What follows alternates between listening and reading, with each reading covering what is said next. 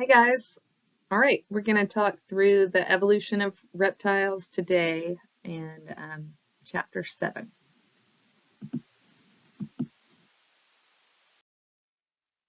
So, in phylogenetic systems, turtles and tuataras, lizards, snakes, crocodiles, and birds are all placed in the same monophyletic group, the Sauropsida.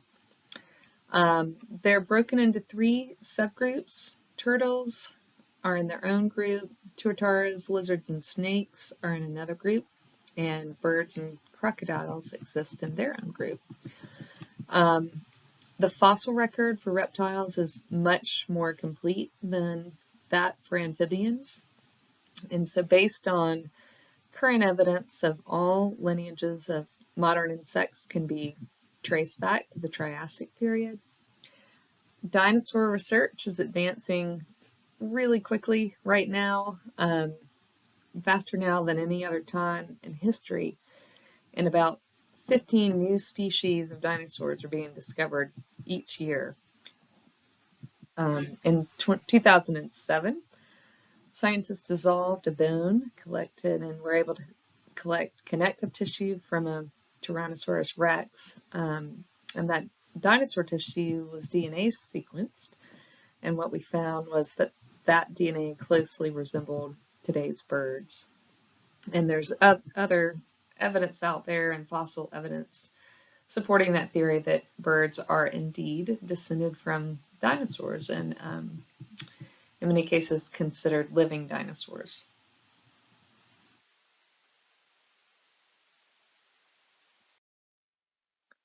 This figure is just a nice figure to spend a little bit of time with. It gives a sense of the timeline of some of the extant and extinct forms of modern and ancient tetrapods. So there's really not much else I wanted to say about that other than spend a little time studying that. So this cladogram of living amniotes shows the monophyletic groups, some of the shared and derived characteristics are given there. The skull represents the ancestral condition of the 3 groups, and because the skulls of modern diapsid and synapsids are often modified by a loss or a fusion of skull bones, that sometimes can obscure the ancestral condition. But the relationships shown in this cladograms are still somewhat controversial, and especially the relationship between birds and mammals. Right, in this cladogram, the mammals are shown as the outgroup, although some authorities support the concept that they are a sister group and that there's a sister group relationship between birds and mammals based on molecular and physiological evidence. An extensive fossil record helps to document the origin of some of the early amniotes, and the earliest of these are known to date back to the Carboniferous period in Nova Scotia. By the end of the Carboniferous period, about 286 million years ago, at least 2 lines of reptiles existed. And by the upper Carboniferous period, amniotes had diverged into those 3 major lineages. So we know that synapsids gave rise to mammals, the anapsids to turtles, and diapsids to all the other reptilian groups, including birds.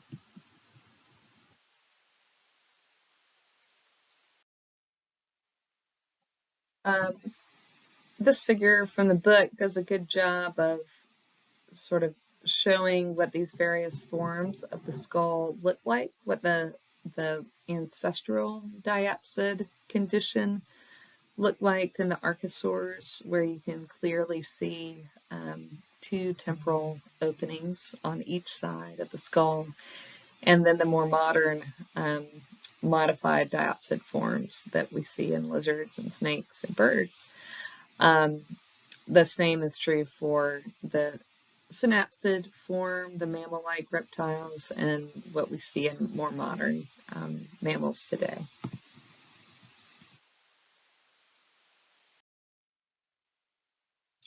So, there's a lot of discussion about the shelled egg and its importance because it allowed for this group of vertebrates to move onto land and to diversify on land. They were no longer bound by that one challenge that still tied them to the water.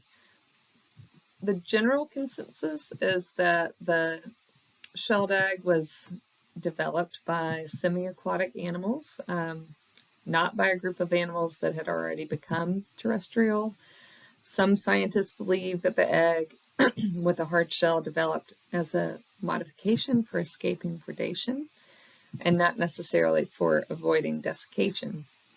And because we see it in hot human environments, that theory has some grounding. All of these theories continue to be the subject of debate. Fossilized remains of dinosaur nests and young prove some other evidence about eggs and a little bit about their life history. So, unlike most reptiles, the young stayed in the nest while they were growing, and one or both parents were believed to have cared for them. The implications are that the young must have been developing rapidly in the nest and that they were probably homeotherms. In some cases, clusters of nests were found together, showing that females must have raised their young in colonies, as we see in some bird species. Another fossil of an oviraptor found an adult nesting on its eggs, like breeding birds do. And all of this leads us to some of the first conclusions that we've seen yet of parental care in vertebrates. A little bit about some of our extinct and extant reptiles. So reptiles were the dominant terrestrial vertebrates during the Mesozoic era. And there were many different forms. They were terrestrial and aquatic. There were aerial forms. There were carnivorous forms and herbivorous forms. One of those groups gave rise to mammals in the late Triassic period. As many as 22 orders of reptiles have at one time or another inhabited the Earth, but that number has decreased among the living representatives to only about 4 orders.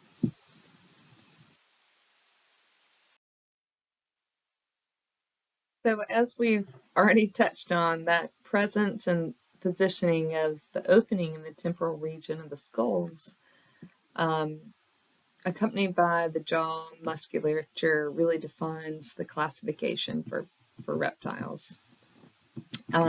So turtles, we've mentioned turtles are anapsid reptiles. Primitive turtle fossils have been found from 220 million years ago. They lack that keyhole skull opening, and turtles first appeared in Triassic deposits. Their origin is still under debate. Molecular evidence and fossil evidence based on morphological traits sometimes differ. The earliest known sea turtle discovered was just described in 2015, and it's estimated to be about 120 million years old.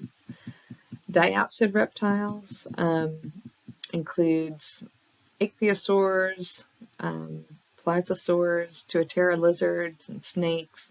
This includes 2 extinct groups and 3 subgroups that have survived today. The tuataras, the lizards, and the snakes.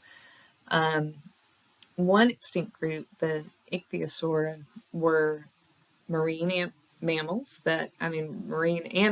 reptiles, that likely occupy the niche now taken by dolphin and porpoises.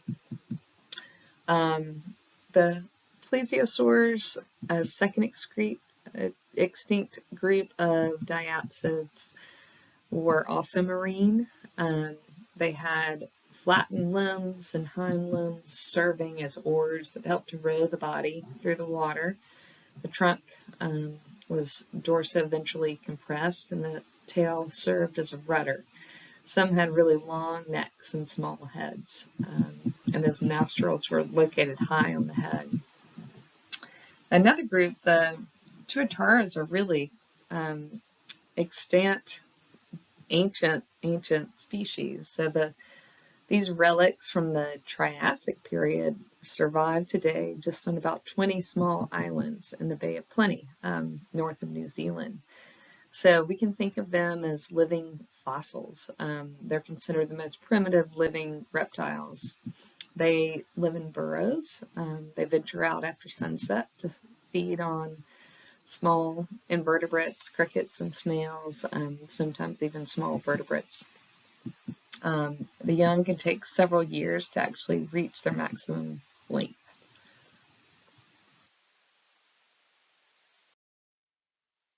So the lizards and snakes are thought to have evolved from ancestors probably during the Triassic period. Their ancestors were primitive leptosaurs and with diapsid skulls and slender limbs. Snakes arose from lizards during the Middle Jurassic or Lower Cretaceous period, and they represent a group of highly modified legless lizards. Snakes are thought to be the most recently evolved group of reptiles. And some of the earliest snakes actually retained those vestigial legs, which were too small relative to the body to actually serve any function in helping the snake move. So another group, the archosaurs, were diapsid as well. They include several extinct groups that also include the extant groups of crocodiles and birds. The most well understood extinct group were the fecundants, which is considered to be ancestral to both dinosaurs and birds. For about 160 million years, dinosaurs diversified into between 500 and 1,000 new genera. Many of these are based on single specimens or partial specimens. Scientists think that we may have only unearthed about a third of the various dinosaurs that could one day be found. So the group of fecundants, which included theropods, this group included both birds and all the carnivorous dinosaurs out there. They were characterized by that curved and flexible neck, by slender and slightly bent arms, compact chests, and long, powerful hind limbs ending in bird-like feet. The head had large eyes and long jaws. Most had numerous serrated teeth, but some, like birds, modern birds, were toothless. Another group, the sauropodomorphs, were all herbivorous. They included some of the largest quadrupeds that ever existed. Some of the forms reached huge lengths of over 131 feet and 175,000 pounds. The tallest of all dinosaurs was more than 59 feet tall and 98 feet long in this group. There are other orders of dinosaurs that are discussed in your book, and I encourage you to read through those. But I really wanted to make sure and cover the two extant groups that evolved from dinosaurs. So, crocodilia. Crocodilia are thought to have arisen from the fecundant stock. Some of the fossils of early forms are tremendous. They weighed in at over 26,000 pounds and 39 feet. Some of the earliest crocodilia fossils were discovered in Australia and date back to about 98 million years ago. Birds, on the other hand, aves, much of the current evidence indicate that birds are a monophyletic group. You can see on this cladogram that arose from diaps of reptiles, from the theropods. And paleontologists have identified about 200 features shared by birds and dinosaurs. The most obvious features that distinguish birds from modern reptiles are that birds are endothermic and that they possess feathers. Evidence indicates that some, if not all, dinosaurs may have had metabolic rates and may also have been endothermic. Feathers and reptilian scales are really homologous structures, if you remember that from our early lecture showing shared ancestry. And so this figure shows the possible relationship of several groups of modern birds. And the book also has a much more deeply delineated and fascinating history of some of the ancestral bird species. So I encourage you to look into that. A little more on modern birds. So few orders of birds actually existed in the late Cretaceous period, and a huge radiation took place in birds between the Jurassic and Cretaceous periods. So the greatest radiation actually occurred in the Cenozoic area. Most modern orders were fully differentiated by the Eocene epoch. And the American Museum of Natural History continues to produce evidence that helps us get to the bottom of how birds arose and made their way into the southern hemisphere.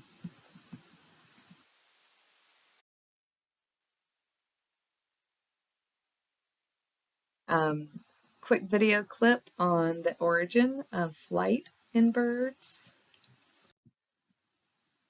And as usual, a few review questions from the end of the chapter book. I wanted to mention that the process that we'll use with the midterm and your final exam will be discussion-based questions that you will have access to your notes in these lectures in your book. So it'll be open book, open note test that you'll have over a week to complete. All right. Hope you guys are doing well and talk again soon.